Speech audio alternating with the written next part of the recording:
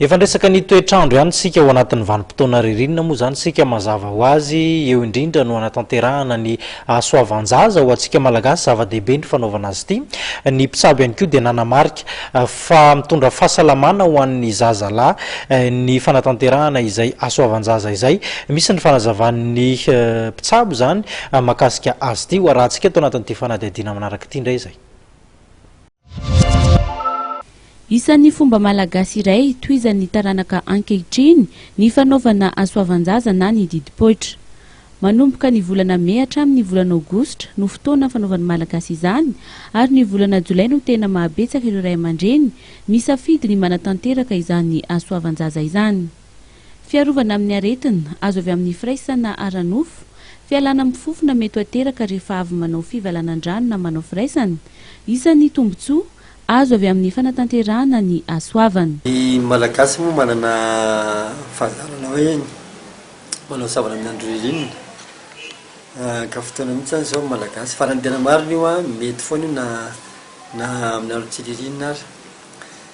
Ny didipoitra moa dia tsy fa hoe fanesorana ny le hoditra kely manarina ny roan'ny filahiny izay ny tombotsoa azo avy amin'izay dia hoe raha tsy miala iny rehefa ratra lehibe izy dia misy kely foana ambina fivalanandrano mijanonjanona ao anatin'izy miteraka fofona, ary rehefa avy miray koa zany ny olona dia miteraka misirinana mijanonjanona koa ankoatra ny fofona hafa isan-karazany izay mora mandray mikroba zany ireny zavatra mijanonjanona ireny ka mora mandray otrikaretina kokoa zany ny olona tsy mifora mihoatra amin'ny olona mifora.